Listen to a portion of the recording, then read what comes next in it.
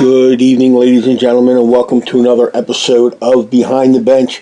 I am one half of the team, Rocco Granado from InLacrosseWeTrust.com, and with me, as usual, from LaxCon, but up in Toronto, Canada, is none other than Gary Grube. Gary, how you doing tonight? I'm very good, Rocco. It's been a busy week, but lots of games to discuss from last weekend, that's for sure. Yep. And a few little twists along the way. Yep, 5 games to talk about. You gained up 1 game in the standings. And a couple surprises. And also a player that was drafted in the ALL has made it back onto a team's practice squad. Yeah, definitely. Bill O'Brien returns. Yes. And, Buffalo's had a kind of weird week. They've had an injury-plagued weekend. And, they lost Matthew Bennett for the year. They lost Mark Stainhouse for 6 to 8 weeks. So there's got to be a few little changes going around there. Yeah. I mean, the Stainhouse loss is going to be huge. Really, really huge right now. And, the signing of Bill O'Brien, that's going to toughen up that defense. But what was funny with that is, me and you talked to Bill O'Brien, a couple times when we saw him in Rochester. And, on the field and off the field, he's 2 different people. And if you saw his Twitter when he was telephoned by Buffalo to that they want him to play for him, I mean, you had to sit there and laugh. Because he was talking about how he was crunching it, and he got a phone call, and when he got the phone call, he realized he only had a couple hours to get to Buffalo, but he had to finish doing his sets. So he finished crunching, then he got a shower, jumped in his car, and he goes, "Now I'm on my way there from Syracuse." And it's just, if you don't follow him on Twitter, follow Bill O'Brien, and you'll see what I'm talking about, because it was comical. I mean, I'm happy for him. I'm glad he's back in the league. Now it's just a matter of moving from practice squad to starting roster, to a 23-man roster. Well, say Buffalo's been busy anyways. They put Liam Patton and Ryan Wagner on the active roster to try and make up for losing Matthew Bennett and Mark Stainhouse. And all the while, they've now put Bill O'Brien and Zach Carrillas on the practice squad. So lots of movement over there in Buffalo. Yeah, and it seemed like things just started to come together for them, and then all of a sudden, the injury bug hits, and when you lose somebody like Mark Stainhouse for 6 to 8 weeks, and you're already you've played 5 games already. Well, that's not true. Also to remember that they just put Chase Fraser on the injured reserve list too a week earlier. Yeah.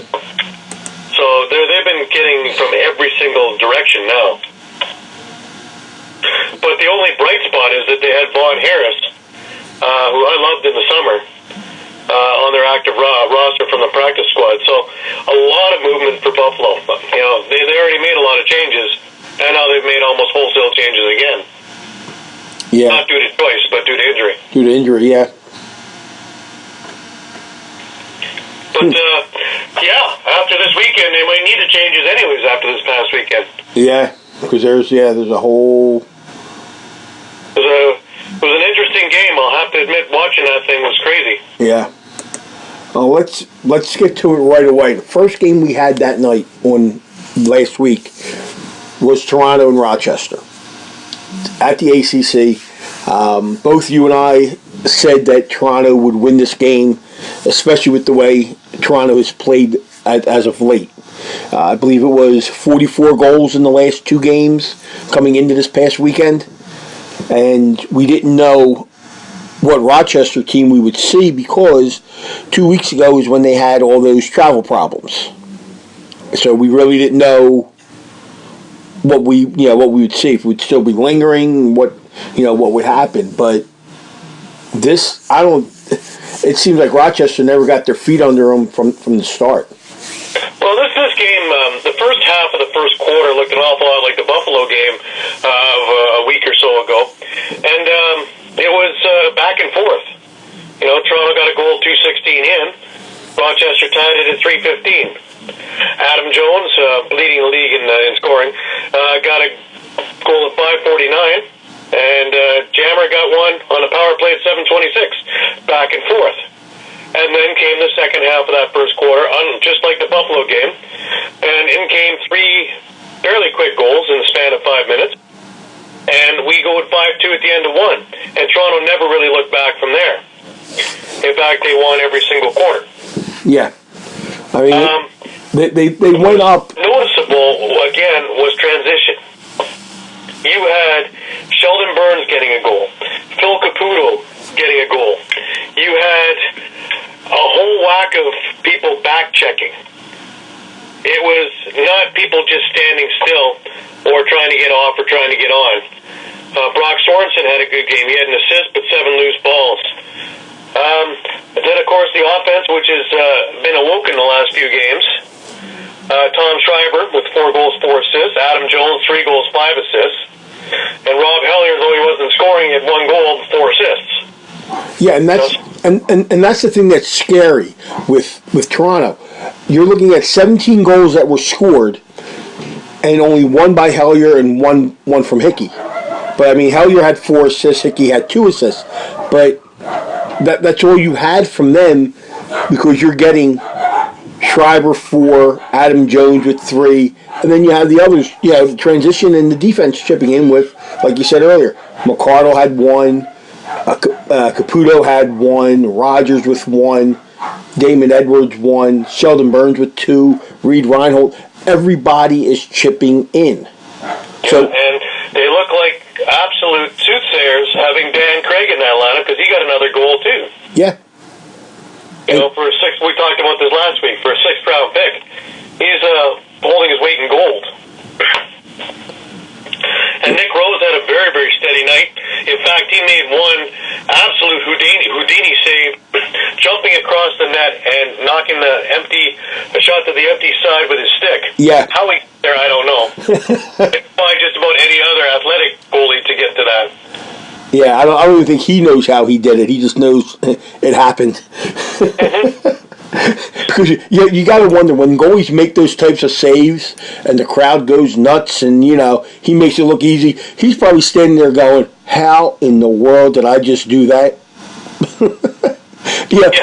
Because you see him leaning back up on the net, and you see him looking up at the Jumbotron, that's hanging there with the score and everything. It shows the replays, and they're thinking, show that replay. I want to see what the hell I did. That was just. I think he could watch that probably 1 million times and never be able to make that save like that again. It was just unbelievable. There's an Achilles heel for Toronto, is they weren't capitalizing on their power play chances. Rochester got 3 out of 4 in. Toronto got 2 out of 5. Can you imagine if their power play was working? Yeah, but Toronto on the power play. Well, Rochester got a shorthanded goal to boot. Yeah, and so did Toronto. Toronto got a shorty as well. But they did everything else, so they might as well. They might as well got that too, right? Matt Vince. They also had an empty net goal. Sheldon Burns was an empty net goal. Yeah. Because with 6 minutes left, they were trying everything, trying to get back in the game. Yeah. Well, they pulled Matt Vince 13:09 into the game. Yeah, a lot of that had to do with knowing that he was playing the next night, and he just wasn't on this night. Yeah, and the coaches. That's why, normally, if he's only 4 goals up or out, you're going to see him come back probably at the half. Yeah. But because of the game the next night, and not sure how the weather was going to cooperate, they gave him the rest of the night off. Right. He got the 5. Yeah, because like you said, they scored the last three. They made it 5-2 or 7. Yeah, they made it 5. After it was 2, they scored the next 5. They made it 7-2, but then Rochester came right back with 3 of their own to get as close as 7-5, and that was it. Yeah, because then Toronto had the next 4. 4, yeah, and that just kind of took everything out of Rochester right there. And I'm sitting at home thinking, I think Rochester's hanging it up because they got a big game the next night. And they just, I think Toronto sensed it and said, you know what, let's take advantage of it and do what we need to do and, put a hurting on them big time. And, they did. I mean... Well, they're up to 61 goals in 3 games. Yeah, that's... That's a hurting. Now, the bright spot for Rochester is that Austin Shanks played his first game. Yeah. Another kid I really enjoyed watching in the summer in MSL. And he got 2 goals. Yeah, he got his first 2 goals of his career, which... Yep, he's fitting in very nicely with that offense. Yeah. And Jammer did what Jammer does, and he had 2 goals, 4 assists. And Kyle Jackson had a respectable night at 2 goals and 2 assists. Yep. As for the rest of the team, they were able to hold Dan Dawson 1 goal, period. But wait, not just 1 goal. Held him to only 3 shots. Yep. Yeah, Joe Ressateras off the score sheet just for 3 assists, that's it. Yep, and he only had 4 shots. I mean... And Jake Withers with a very, very ordinary 9 out of 15 in faceoffs. Yeah. He was 9 for 15. Really had a nice goal. Josh Courier had a decent goal. Not a whole lot else. No. Now, the interesting part to me came near the end of the game. Now, I'll get into it also with the Rochester game the next night. But Paul Dawson, he seemed a little bit out of sorts in both games. He seemed a little more feisty than even he normally is. Yeah. And with about, 6-7 minutes left in the game, all of a sudden he got up on his bench and started just screaming at the top of the lungs at the rock bench, at Brett Hickey, exactly. So after a little while of this shouting, Brett Hickey got on the back of his bench and shouted back, basically telling him to be quiet in, less polite words. Yeah. It was pretty amusing happening right in front of me, so, I thought it was a nice little segue off the game. A little comedy broke out, and then... Well, it's kind of funny because, I expected them to actually maybe mix it up since they were both on the floor for 2 more shifts afterwards. Right. Dawson, being feisty as he was, spent the last 2 minutes in the box with an elbowing call. So that was the end of that. Yeah. But overall, Toronto played him in every facet of the game. Yeah, other than power play. Yeah, the numbers are just, staggering. staggering. Off the charts. Yeah, I mean, what Toronto's done the last 3 games. Yeah. 67-47 in shots, 81-67 in loose balls. Yeah, it's just. The only thing they didn't win was faceoffs, and that was darn near even.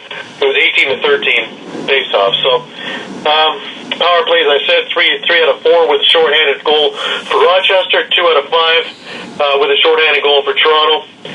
Toronto gets a bye week this week because, boy, they need to rest from all that running up and down the floor. Yeah, I think a lot of teams are getting a bye week this week. Now, there's only a few unlucky teams to get to play. Yeah, there's only 2 games this week. Yep. Only 2. And one of them was on a bye week last week, so fair is fair. Yeah. But it kind of works out pretty good because you got the lacrosse convention down in Baltimore, Maryland this weekend. So it kind of frees up some players and coaches. Preferably one coach by the name of Ed Kumo. He will be down there at the convention, so I will try to drag him to the side and get a few words with him about winning the title last summer and how things are going this year, in Georgia. So I hope we would get a few words with him. But usually, a lot of times when the convention is down in Baltimore, it seems like a majority of the teams are playing, and you can't get a lot of players to go to it. To be there to do certain exhibits or what have you. So it might be kind of a good thing in a way. But 7,100 was the attendance. Well, that's also putting it in perspective. It's the second worst crowd in Toronto Rock history. Yeah. Now, to explain it a little bit, yeah, there wasn't 11 feet of snow here, but it was pretty nasty weather. It went from 50 degrees to 5 degrees. Yeah, in a matter of hours. And it had rained a whole heck of a lot the night before, so all of that flash froze, and then we had a snow dumping on top of that. So it was a little treacherous getting down. Not nearly as bad as what they were predicting for Snowmageddon. That never happened. Right. But that happened to the south of us. So, 7,100 strong came out, and away they went, and made a lot of noise. Yeah, and they were treated to a very good game. Rosie stopped 38 of 47. Matt Vince, in the 13 minutes and 9 seconds he was in, stopped 12 of 17. Gave way to Agnes Goodleaf, who got saddled with the loss, which, even though he played most, but I guess because they came back and scored that many goals, it then reverts back on him. He stopped 38 of 49 shots in the game. But Toronto goes ahead. They win 17-9, and they moved to 3-2 in the standings. Tied at the present time, on Friday, for first place. Now we go to the next night, and Rochester is on the floor again. This time they're facing the New England Black Wolves, who, some of those players had a hard time getting into town. They had to battle the storm that Rochester was getting. We know a few people in Rochester that measured their snow, and we saw 22 inches.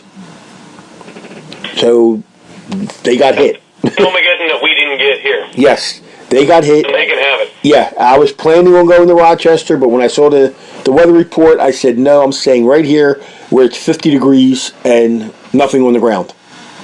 I wasn't budging.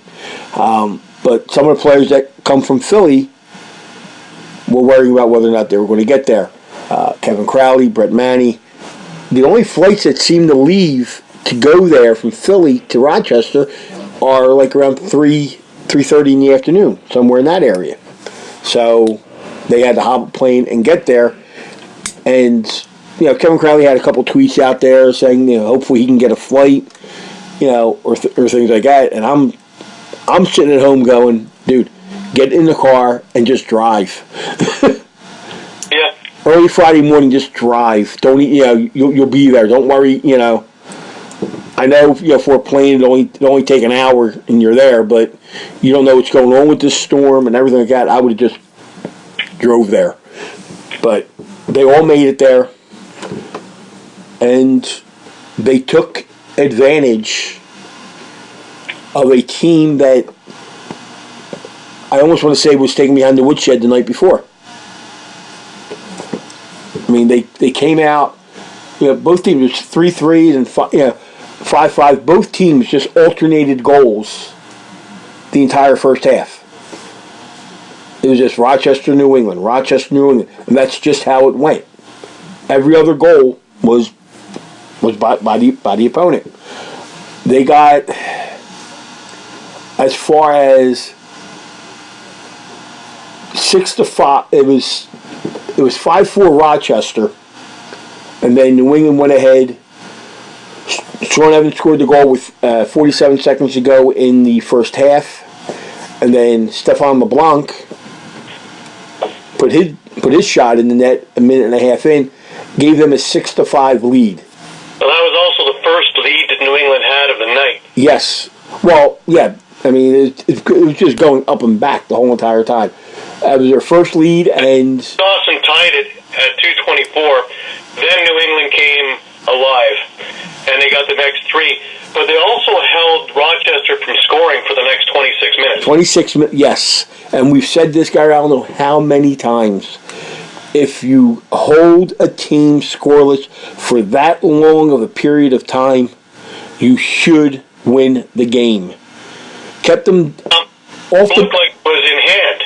Yeah, off the board for 26 minutes. That's almost half the game. The last couple of minutes of this game. Oh. And, let's see.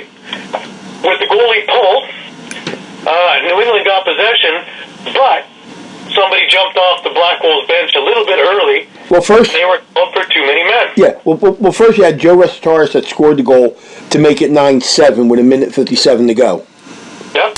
And then with this thing here now, the rule states, in the final 2 minutes, this penalty warrants a penalty shot. Right. Any bench minor under 2 minutes, the team is awarded a penalty shot, and it seemed like somebody forgot how to count 1, 2, 3, 4, 5. Because I think, ironically, that would have been an empty net goal that was going in, yeah, and that would have finished it. But Jammer got the ball, Cody Jamieson, and he made it look really, really easy. Too easy. And all of a sudden, we had a 1-goal game with 20 seconds left. Now, I brought up in the last game that Jake Withers looked fairly ordinary in the faceoff zone. Well, the one faceoff that mattered in this game, he won. Yeah. With 20 seconds left, he won the face-off. Rochester called the timeout, set up their play, and once again they put the ball in Cody Jamieson's stick. Now, here's the interesting part, because you were talking about how Crowley and how Manny and these guys were having trouble getting out. Well, it's a good thing that Manny made the trip, because when Jammer took the shot, Manny got his shoulder/head in the way of it, and preserved that 1-goal victory. Yeah, it literally went off the side of his arm. It hit there and then ricocheted up off the helmet and then off to the side. But yeah, that's called taking one for the team, and that's why and that's why I feel he's one of the most underrated defensemen in the league. Mm-hmm. He don't do the real flashy things like some defensemen are out there. He plays a solid defense, and it's very rare you'll see him go over the center line. Sometimes it's very rare he goes over the restraining line, to be honest with you, unless he's going onto the bench. If you remember last week when we were picking this game, I had mentioned that this would be a breakout game for Evans and a breakout game for Stephane LeBlanc. Now, Evans had a goal and 5 assists. Yeah. Typical Evans, yeah. But there you go, Stephane LeBlanc, 2 goals, 4 assists. Yep. So there was that little breakout game for him, welcome and feeling comfortable in New England. Yep. And they hold on. They win 9-8. And that vaults Rochester down to 3rd. Yeah. Now Rochester now sits. Actually, they're in 4th. Yeah. Well, no, 3rd because they have the tie break with Buffalo. Well, now Georgia's ahead of them. If you look at the standings, it's New England at 3-1. Right, you're right. Toronto 3-2. Then Georgia, Rochester, Buffalo, all 2-3. Mm-hmm. So, I mean, yeah, we're 5 games in, but if you were to end the season now, I'd say Rochester would be out of the playoffs. But yeah, I mean, that was 2 huge games. Not just because it drops them to 2-3, but they were 2 more losses in their own division, their own conference. That's something that they can't, you can't do. You got to, be careful there. And Rochester went from being 2-1 and could have somehow put a hold on the East early and go to 4-1. They're now down to 2-3, tied with Buffalo and Rochester. Meanwhile, New England shoots up to 3-1. And they're the only team with a winning record that has allowed more goals than they scored. They've scored 46, but they've let up 52. And I think Saskatchewan has a little bit to do with that. on the 20+ goals that they scored there. But yeah, in that game, you mentioned Evans 1-5, LeBlanc with 2-4. They were basically the offense there. Seth Oakes had 2 goals. David Brock picked up 1. Let me see. Kevin Crowley had 1 and 2. Kevin Buchanan 1 and 1, and Kyle Buchanan had 1 and 2. So, 9-8 was the score, single-digit game. Jammer 2-4. Withers went 12 out of 14 on his face-offs. Yeah, 12 out of that's unreal. And the night before, he kind of struggled. Well, that showed you how good Brad Cree has gotten. Yeah. For the Rock. Now, Jammer also had another night of 2 goals, 4 assists again. This time, Dawson got 2 goals and an assist. Austin Shanks added 1 more goal to his total. Yep. Rest of Terrence, we had him have a decent night with 2 goals, 2 assists. That's about it, really. Yeah. Well, what I see here, Vitarelli had 3 assists, but he also picked up 11 loose balls. The most out of both teams. Well, Rochester had a lot of shots. Yeah. They had 56 shots on net to New England's 43. So though they didn't score for 26 minutes, Aaron Bold had a pretty good night. They also won the loose ball battle 80 to 74. But where they faltered was power plays. Where they were good the night before, they were only 1 for 4 on this night. And a penalty shot they got.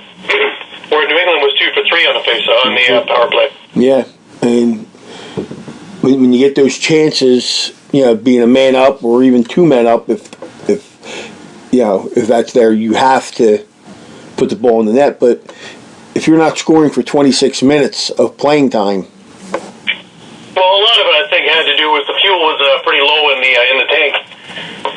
They had a pretty grueling game the night before, so yeah. But they all these players have been through that before. You need to be able to pull something out and somehow, some way, maybe put somebody else in the lineup, change it up a little bit, something.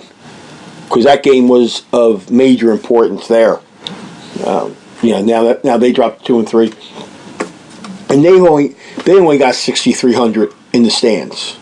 And that I think is a pretty high number because I saw an awful lot of empty seats. Empty seats, yeah, and it does go by what's sold, the tickets that are sold, and it's they already know how many season ticket holders they got, so that's automatically in the count, and then whatever else they sell, they just add on to it. Because unless they had come as your favorite blue seat night, no. Yeah. So New England moves to 3-1. Rochester, with losing both games, drop to 2 and 3. Now, the next game, you and I, Gary, always joked about this, about when it would happen. When would Vancouver pick up their 10th road win as a franchise? Yes, I said as a franchise, because they've been in Vancouver, I believe, this is their 5th year? And to this date, to the start of the game. Well, it hasn't been a storied career there. It's ironic, though, because when they moved there, they were coming off a championship. Yep. And they've gone south ever since, coming north. Yeah, and they only had 9 road wins up until January 13th of 2018. And this one looked to go the same way in that first quarter, where all of a sudden you looked around and it was 3-0 Buffalo after 1. But all of a sudden, it clicked. And Corey Small came to life. The guys who were supposed to score started scoring in this game. Came to life is an understatement. A natural hat trick in the second, in 6 minutes. He got them all in the span of a minute and a half, actually. Yep. Actually, minute 15. Minute 15. No, I'm sorry. Minute 5. Minute 5. 2 of them on the power play at that, so. Reese Dutch, who, has been kind of on and off, he got one.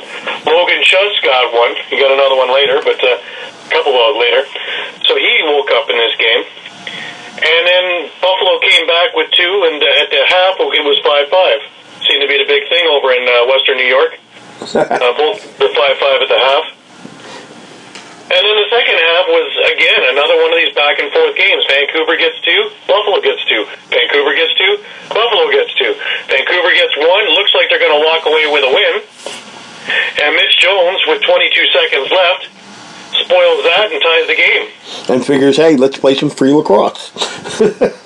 Yeah, and even then I was still thinking to myself, yeah, this is where Buffalo picks it up and see you later. And I would be wrong. We're both wrong. At 2-12 scores the overtime goal and gives Vancouver their very first win of the year. And not only that, but their 10th road win as a franchise. Finally in double digits for road wins. Now, you look at the numbers, and if you were just looking at the score sheets, you'd be saying that Buffalo would have run away with this game. 62-50 for Buffalo in shots, 87-67 in loose balls for Buffalo, 15-10 in face-offs. You know, Vancouver went 3 for 5 in the power play. Buffalo went 3 for 6, pretty even over there. But Vancouver walked away with a win, and they used their third-string goalie, who used to be their first-string goalie a few years back, and he's been on the practice squad, Eric Penny. They activate Eric Penny, and what happens? They win. They got a shiny new Penny in net. That's correct. You know, a penny for your thoughts, and 52 out of 62 in saves. Yep. Not a bad night's work.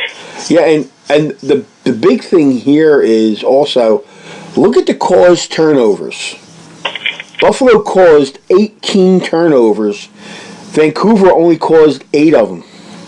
Like I say, if you look at the numbers, just the numbers without the score, yeah, you would think Buffalo walked away with this game. Yeah, that's right. I mean, like I said, yeah, you mentioned the loose balls, you mentioned the face-offs, the shots, but yeah, I go right to where the turnovers are. You know, Vancouver turned the ball over 19 times, only caused 8 of them. Buffalo had 12 turnovers, but caused 18. I mean, that's just, you know, unbelievable. You know, they caused 18 of Vancouver's 19 turnovers. I mean, that's... Well, Vaughn Harris earned one of the stars of the game. I talked about that a little bit earlier. And seeing him in the lineup is awesome. 2 goals and an assist, but also 4 out of 6 on the face-off. So, you know, what I saw in the summer in MSL wasn't a fluke. No. You know, he had 11 shots on net. He was known as an offensive sniper, and he's starting to get his wings, so to speak, here in the NLL. Yeah. And as he gets more comfortable, you're going to see more out of him. Yeah. And not only did Buffalo lose the game, but they also, as we mentioned earlier, they lost Mark Steenhouse for 6 to 8 weeks. And they lost Matthew Bennett for the year. Yeah. Which is huge. So two big parts of that Bandit squad. You know, Bennett for the year, Steenhouse, 6 to 8 weeks. And then even if he comes back in 6 weeks, let's say, he still has to get somewhat in game shape. You know, you got to get, back to the physicality of the game and everything. Because if you look at Bennett's numbers over the years, he's a vacuum cleaner. Yeah. Well, he's known for loose balls. He's known for caused turnovers. And occasionally putting something in the net on a transition, and usually assisting. So it's going to be a pretty big blow, especially to a defense which was suspect to begin with. He was one of the bright spots on it, and if we've lost him for the year, which it seems, he is some work ahead of him now. Yeah, he is going for the year. That's what's up on the wire. They put on season-ending IR. Steve Mel reported that the night of, talking with Troy Cordingley, saying, he was going for an MRI on Monday, but it just didn't look good. And, they were right. Yeah. And out for the year he is. Yeah. It's a shame. Then, you got to go through the rehab, and hopefully, he can come back for training camp, if not at some point during, next season. Mm-hmm. So, Vancouver ends up pulling this one out. Kudos to Buffalo, the fans, 12,610 show up there. Yeah, and some pretty inclement weather, so, Yeah. The dog sleds were out, and somehow they made it. Well, Bandit Land is Bandit Land, and, we got to love them for that. Yeah. Yeah, it wouldn't surprise me if they all had their snow blowers out, and they just made one big trek right there, with the snow blowers. Well, there was a dog parking lot there, for all the Huskies. So Vancouver wins 11-10. They get their first win of the year. Now, we go to Calgary. This is a team that has been struggling all season long. And this was no exception. No. They're in Calgary, and they're going up against Georgia, who just started to put things back on track. Okay? Georgia comes up with a 15-12. Georgia actually helped themselves out quite a bit because they got Ethan Connor back in their lineup. Yes. Who had been holding out, and so that was a big push right away. A very welcome thing back for getting a transition player the size of him back in there. Back and forth game. There was none that really was like, oh my God. Yeah. Nothing was over from the first quarter onward in any of these games. No, Calgary was actually winning at the half, 8-6. Yep. And Westberg was having a heck of a first half. 3 goals. That's what they drafted. That's what he's there for. We had a Miles Thompson sighting. We're kind of wondering where Lyle went, but we had a Miles Thompson sighting, and he had a couple of goals in his game. Lyle, on the other hand, had 1 assist. So I wonder what this team is going to be like when they all get going together. Oh wait, that was last year. That's right. Yeah. But give Georgia credit. They persevered, and in that third quarter, they had a 6-goal run, which changed everything. Calgary came out with a goal from Tyson Bell, shorthanded, and you would think that almost that would take the wind out of the sails. It was already 8-6 at the half. It was now 9-6 on a shorthanded goal, but nope. Georgia just came, boom. Sugar Shane, he had 2 of those. Jordan McIntosh, Randy Stotts, Miles Thompson with his second of the game.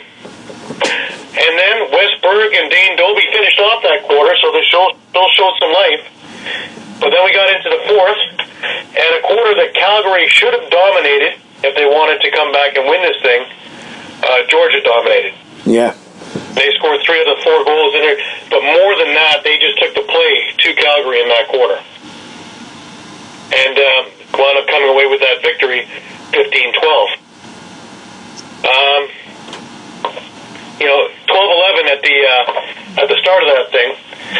It was anybody's game, and Calgary just didn't have that fourth quarter in them. Now, Giuliano, he started this game. He didn't finish this game.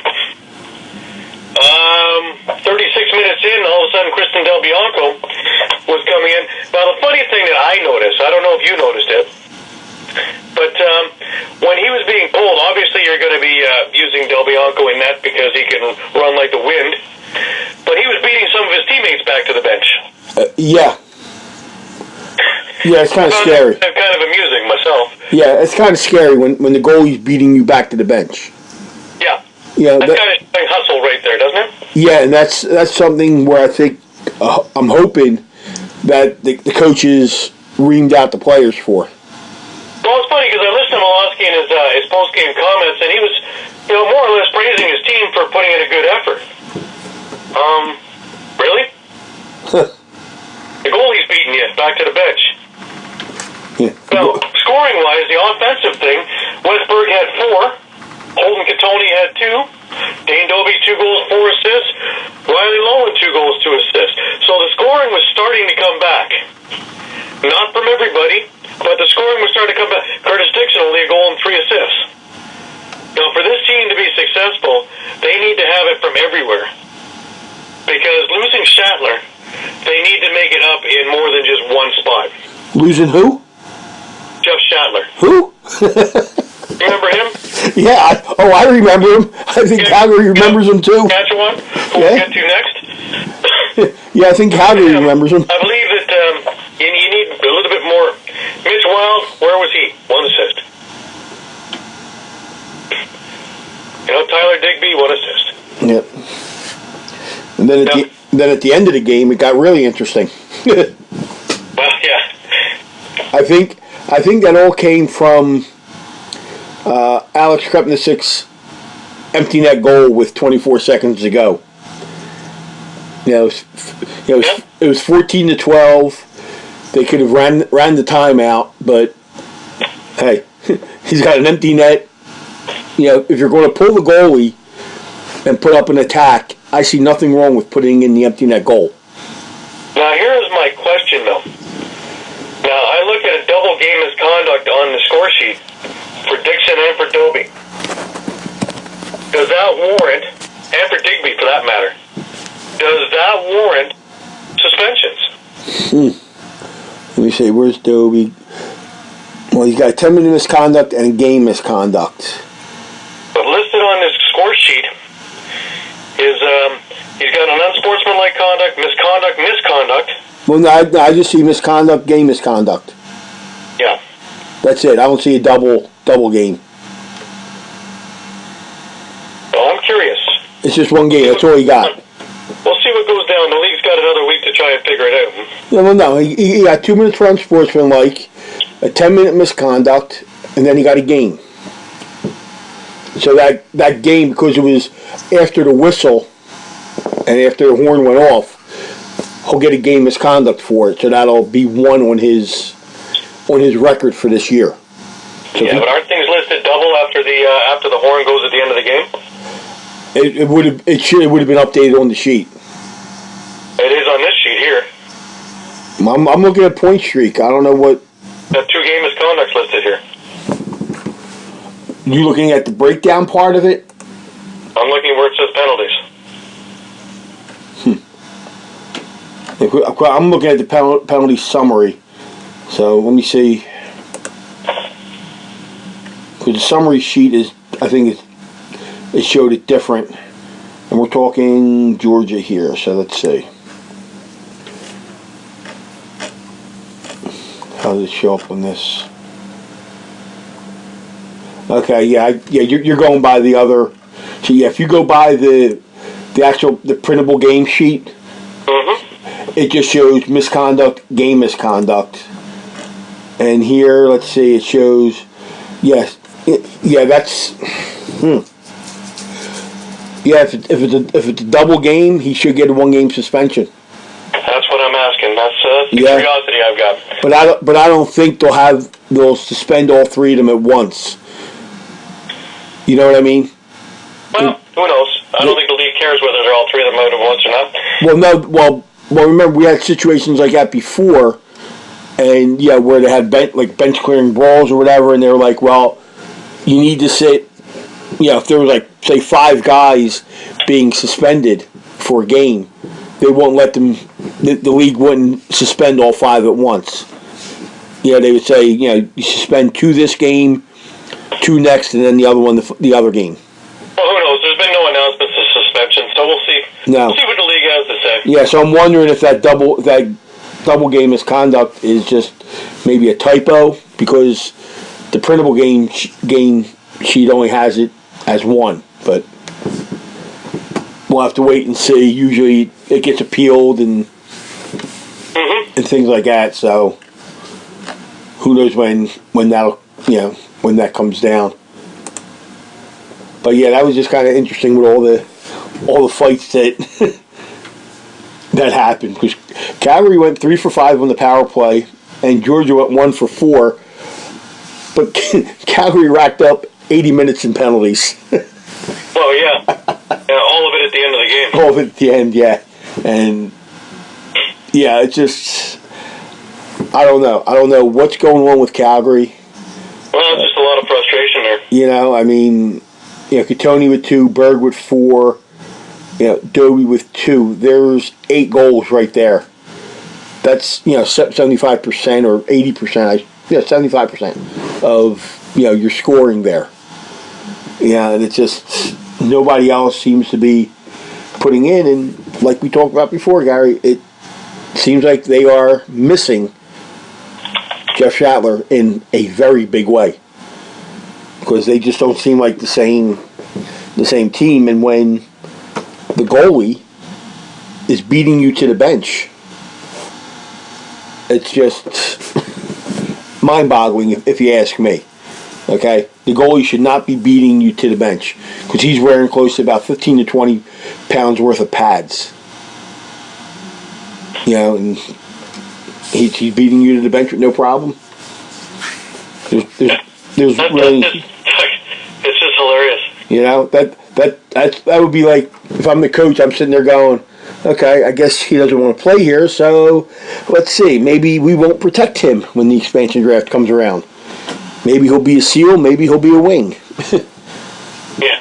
Maybe he won't be either because maybe those teams will see the film and say, wow, he got beat to the bench by the goalie. Where's his motivation? Is he going to do that here? So, Calgary loses again. Georgia wins their second game of the season. So they move to 2-3. Calgary drops to 1-4, and in a tie with Vancouver. Now the next game, which we knew it would be, I guess, somewhat of a close game, and it was to start. Saskatchewan at Colorado. And our friend Evan Schumacher, put up his article, his random thoughts. And how did he label Saskatchewan? Ferociously good? Something like that he put? Something like that. Yeah. And it's true. It's Evan Schemenauer. Yeah. It's just unreal the way this team is. Well, this team is scary good, and I don't think I can remember a team that is this balanced at being frightening. Like, there's absolutely nothing that this team can't do. No. You know, well-balanced, high-scoring, great defense, solid goaltending, great transition, you know, evil genius as a coach. What more do you need? Packed house, great mascot. What else? They're frightening good, just like Evan had put. Yep. You got Grandma Rush there. I mean, you know. It's just... I mean... But you see, unlike other wins, they were down 2-0 in this game. You know, defensive error let Joey Capito on an opening goal. But, you know, a team that is so well versed as this team doesn't panic. Yeah. And, you know, the rest of it, well, normal stuff, right? Yeah, normal Saskatchewan. They just kept their cool. You know, they... Down 2-1, down 3-1. By the end of the quarter, it's 3-3. By the end of the half, it's 8-5 Saskatchewan. And they never looked back from there. Their defense held up. You know, yeah, and a little bit in garbage time, you know, they gave up a few goals. Not that it really mattered. You know, Eli McLaughlin had a couple there. Mike Messenger, empty net goal himself, you know. Jeremy Noble. You know, Colorado put in a good effort. Don't get me wrong. They played them very, very strong, very, very tough. Yeah. But Saskatchewan is so tough that Colorado looked just like The Rock did. You know, he battled him so hard for so long, but eventually, you know, you succumb to it. You know, shot-wise, Saskatchewan outshot him 54-45. They were out-loose balled by Colorado, but it was very close, 80-74. You know, 19-14 in favor of Saskatchewan face-offs. Both teams got 3 power play goals. Saskatchewan did get one also on with an extra attacker on for a delayed penalty call. 2 of them, actually. Right. Colorado got one back that way. And, of course, Saskatchewan had an empty net goal. Yeah, I mean, just... Colorado in that last quarter, you know, give them credit. They didn't fold up their 10. No. You know, they had 5 goals in that quarter. 2 of them were shorthanded. So, you know, they pushed it as far as they could go. Saskatchewan was a better team tonight, but I have a feeling this is not the end. This is the beginning for Colorado. Yeah. I don't think it's going to be just an absolute, you know, shellacking of everybody. Somewhere along the line, I think Saskatchewan will fall down somewhere. You know, whether they have their eye out the ball, pardon the pun, one night. Right.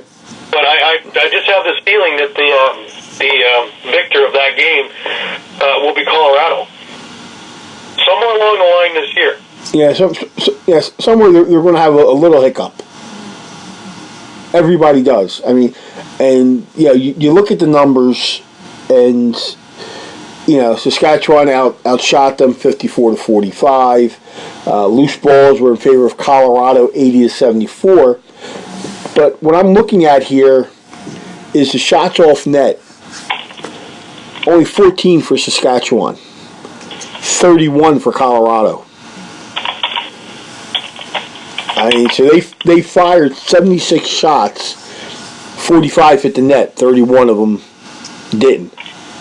That's a lot.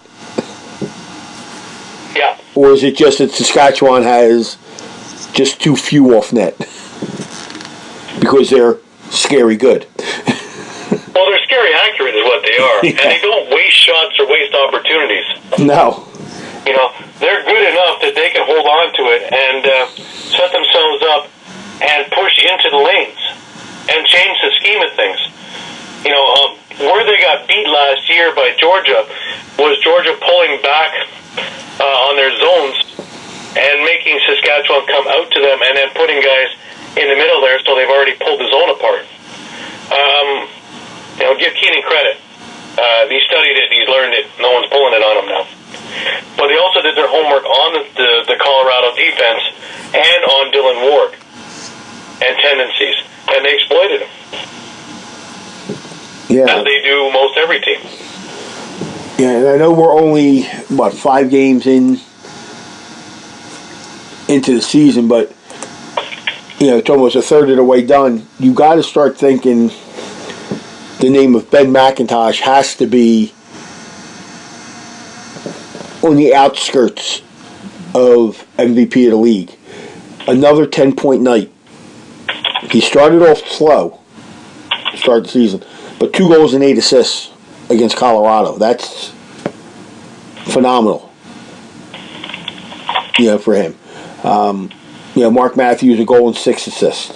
So they were the 2 big mammoth killers, we'll say, in this case. Big night for both of them. The aforementioned Jeff Shattler only had 2 assists in the game, but when you have those 2 scoring like that and dishing out assists, what else can you do? And we also had the Steve Fryer sighting. Interestingly enough, yeah. Yeah, in the last 6.5 minutes, he stopped 2 of the 3 shots that he faced. Well, that deserves the trip over from Toronto, doesn't it? Yeah. He got in the game. All he wants to do is play. That's all he wants, and, he gets the time, you see what happens. But even in the Loud House, they had 11,000 fans show up.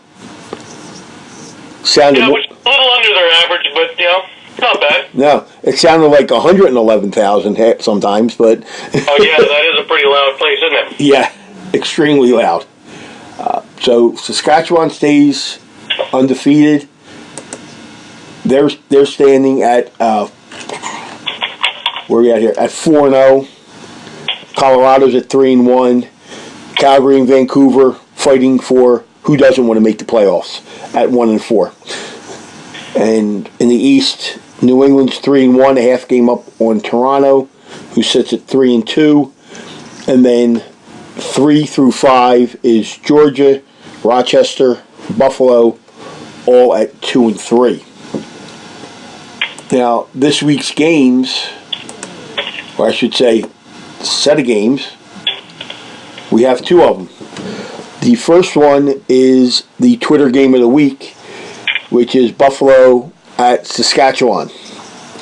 Do we really need to review this at all? No. No. The only thing I'm interested in is seeing what Buffalo's lineup's going to be. Yeah. And if they actually move Bill O'Brien to their lineup, which I think they should. If he can cut it in practice, which he had a chance Tuesday night. Right. Why not? They could use some grit. Yeah. They're definitely lacking that since Billy D moved on to Rochester. It can't hurt. No. And be kind It can't hurt. If anything, it might give him a little bit of space to let Bouquet make some saves from a distance without having these guys right on top of him. Yeah. And be kind of curious to see if Saskatchewan goes above 20 or not in this game. That's on Friday night at 8:30. So I guess it's safe to say Saskatchewan wins this game? I have them by a touchdown. Okay. The next game is not on Saturday. It's on Sunday. Now, originally, this game was scheduled for 2 p.m. But because there is football on Sunday in the New England area, and the Patriots are playing at 3 o'clock, the New England Black Wolves asked the league, petitioned the league, however you want to put it, and they moved their game to 1 o'clock. So that means for us sports fans, we get to watch Rochester at New England at 1. That game will get over just before kickoff of the New England Patriots game. And then from there, you get to watch the Eagles game at 6:40. So you got a trifecta there going. But this game here, Rochester and New England, the second of 4 meetings between the two teams. Rochester just lost both games this past weekend, currently on a 3-game losing streak. Now they got to go to the Wolf Den and face this Black Wolves team. Do you think they rebound in this one, Gary? I don't personally. I have a couple of reasons why. Number one, Rochester doesn't seem to travel well throughout. They don't seem to be a good road team. Number two, I find this to be a very, very close game. I think this is a 1-goal game either way. 2 max if there's an empty netter somewhere. I go with the home team on it. Yeah, and being in New England, I'm going with New England. I also think that they have their team more in order than Rochester is right now. Although Rochester started out strong, the last 3 games they've kind of done the quicksand mode and have been sinking quickly. Yeah. And a little discombobulated. I don't know if the Dawsons are feeling the pinch in this part of the year or what. Dan has been, he started out great. He's been a little ineffective the last few games. They can't just rely on Cody Jamieson. When you're going with a goaltending battle, I pretty much put it even with Bull versus Vince. Defensively, I give it to Rochester, but offensively, I think whatever was cajoling the Black Wolves in the past, even though not much, they're 3-1, right? Right. So I think they have a little more potent of an offense and can be a little more explosive. And their defense, as proved in the last game, can shut out a team for half a game easily. So, without a couple of strange things happening near the end, that could have been a bigger score too. Bigger score, right? Yeah. Personally, I'm sticking with New England for this one. Yeah, and you know what? I'm going the same. The same route here. I mean, New England at home, in that at the Mohegan Sun, the crowd gets loud. They get behind the team. It's almost like they're on the floor. It really does. Stefan LeBlanc has finally come into his own. Started to, I'll say. In the last game, there's not a lot of bad. There's not bad weather forecasted for up in that area, so the players should have no problem traveling and getting there. Yeah, it's supposed to be unseasonably warm in this area, so yeah, they won't have trouble getting out of Rochester either. No. So, with Short Evans, Kevin Crowley, Stefan LeBlanc, Brett Manny back here on defense, with Oakes back there, and David Brock up on transition, I don't think it's even going to be a 1-goal game. I'm saying New England by 3 in this game. I really do. And it wouldn't surprise me if at some point during the game they chase Matt Vince out of the net. Very possible. Very possible. Like I said, I give the Black Bulls the advantage with the home crowd. A 1:00 game suits them a lot better than it suits Rochester. Yeah. That team, for the most part, is used to it and has done it for a couple of years now. Right. So, if you haven't done it, where you're doing your shoot-arounds and getting to the rink at 9 o'clock in the morning, that's going to throw your system off a little bit. Yeah. You're looking for your pre-game breakfast instead of your pre-game dinner. If you're used to it, that's one thing. If you're not used to it, that will really cajole you. Yeah. So maybe what Rochester should do is maybe look to get there by noon on Saturday. So this way they have a good 24 hours to, rest up, so to speak. Mm-hmm. Now, this weekend, like I mentioned earlier, is the Lax Convention down in Baltimore, Maryland. A lot of exhibitors will be there. There'll be a lot of demonstrations going on. Paul Rabel will be there doing some demonstrations. There will also be some guest speakers throughout the weekend that kick off. It actually kicks off tomorrow, or it actually somewhat kicked off. Well, no, just credential pickup today. But tomorrow you got a lot of development program clinics with the coaches from 8:30 to 3. Expo Hall opens up at 1. That'll be open from 1 to 7. And then they got what they're calling educational sessions from 3 to 7. And just to give you a general idea of some of the speakers, okay? Dan Quinn is one. Tony Moreno from Eastern Michigan. Jim Berkman from Salisbury. I'm just trying to go through some of the names here. Thomas Moreno, Pace, and from the Florida launch, Rob Cornetta. I mean, you go down. Johnny Meridian will be there. He'll do a box demo. He'll be in the box. A 4-on-4 box lacrosse training, principles and drills. That's from 4:45 to 5:45 tomorrow. The old, Johnny Meridian, the Wings GM head coach at one point, so he'll be there. Kyle Hartzell from Team USA, along with Tucker Durkin.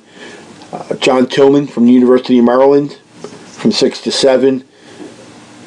He has a program that's called Beyond the X's and O's. Just going down here, I know there. Greg Gorenlian, the Beast. Coach Danowski from Duke is Saturday morning from 10:45. At 10:45 also in the box area, 10:45 to 11:45, Ed Kumo from the Georgia Swarm and Paul Day will do a box indoor lacrosse drills for development.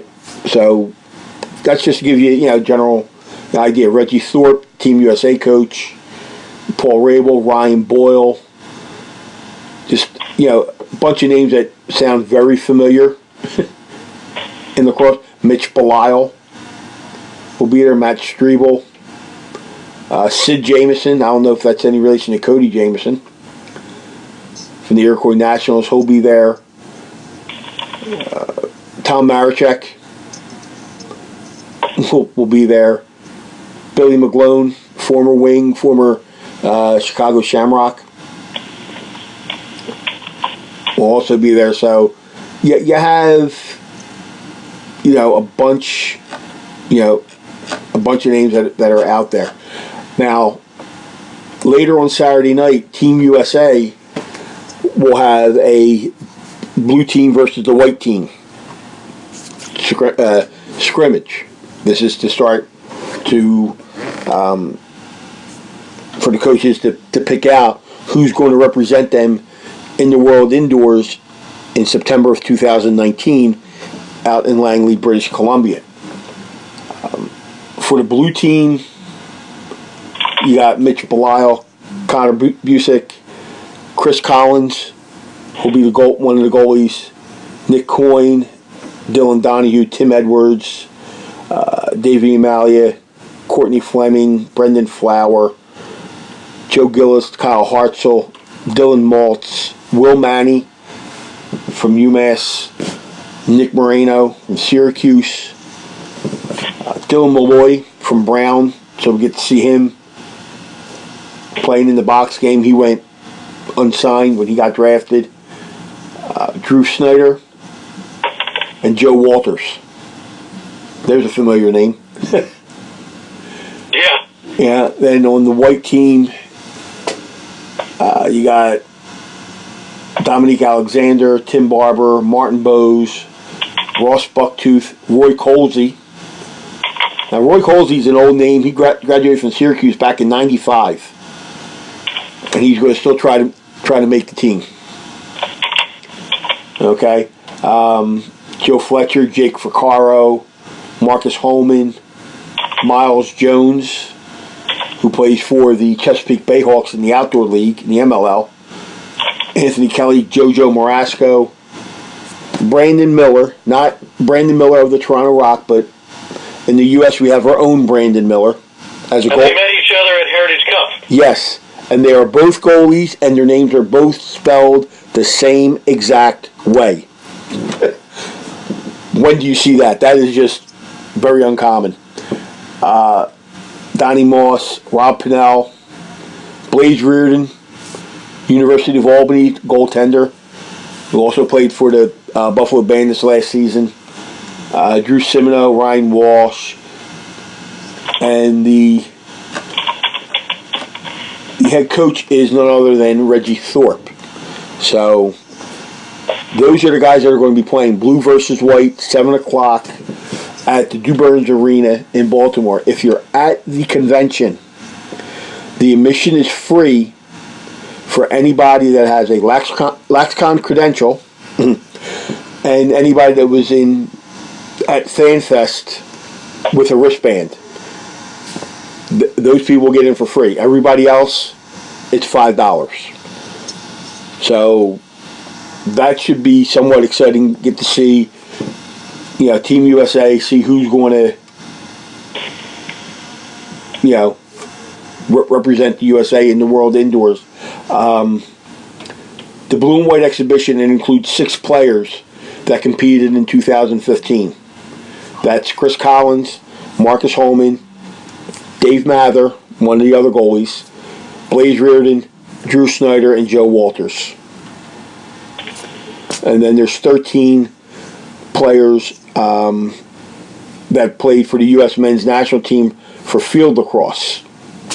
And, we mentioned, all those names. So you got a lot of talent that's going to be out there, and this gives us our first look to see what could be representing the USA when they go against Canada, the Iroquois national team, Germany, Turkey, Switzerland, Australia, Germany, whatever, Japan or England, Israel, Ireland, Italy, all those countries that were there for 2015, they're going to be there again in 2019. So you get to see, who's going to be there. But I will be there this weekend, Friday and Saturday. I will try to get some words with some of the speakers that are there, especially the ones representing the NLL. Ed Kumo, Paul Day, because he was with the Rochester Nighthawks. Johnny Moradian, he's always good for a good sit down talking lacrosse. Even Coach Stanowski, if I can pull him to the side, he's always another one that likes to talk lacrosse, and anything that's there, he's more than happy to go with it. So it should be exciting.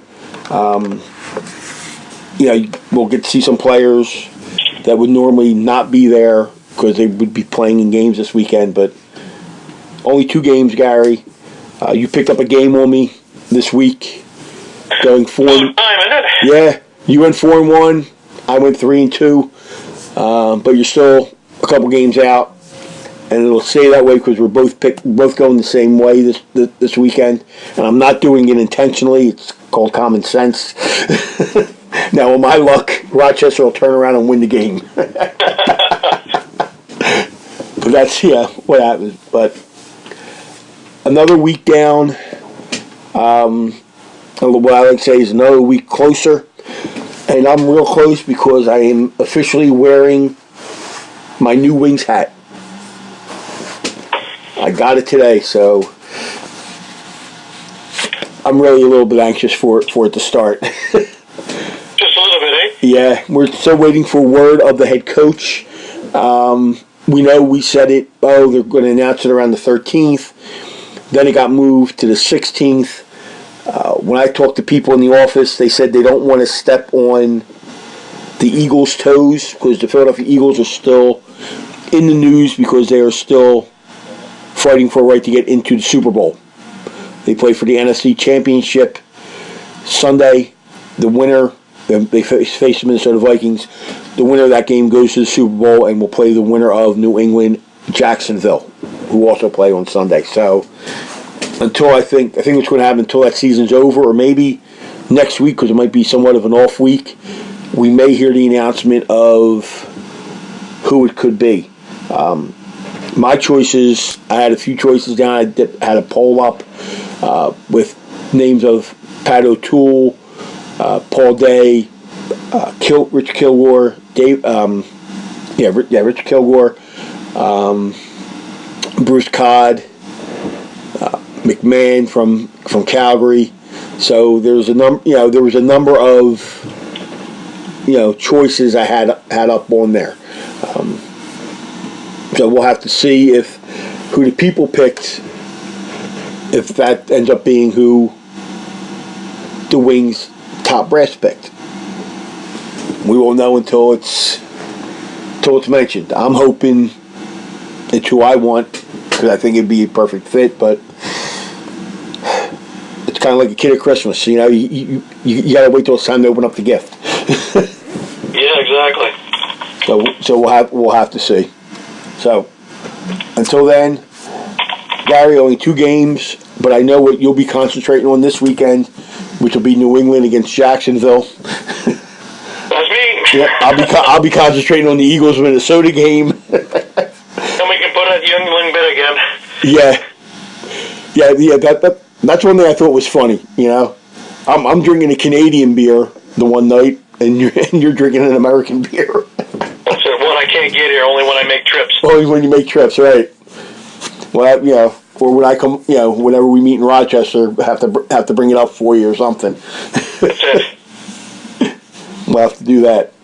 So, 2 games this week. Friday night, Twitter game of the week at 8:30 Eastern time was that Eastern time or was that? I think it was Eastern time. Yeah, it's all Eastern time. 8:30 Eastern tomorrow night.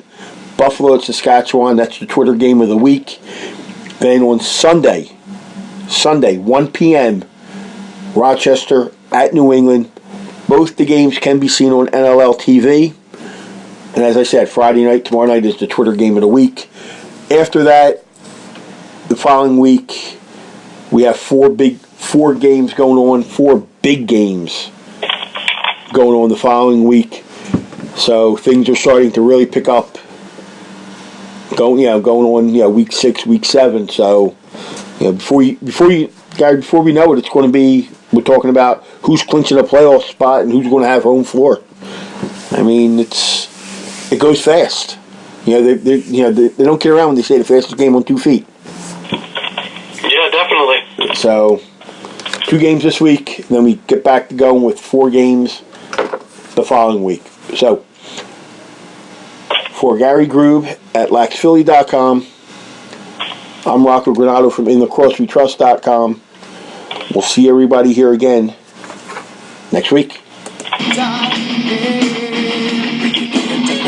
It seems what's left of my human side is slowly changing in me. Looking at my own reflection, when suddenly it changes, violently it changes. Oh no, there is no man.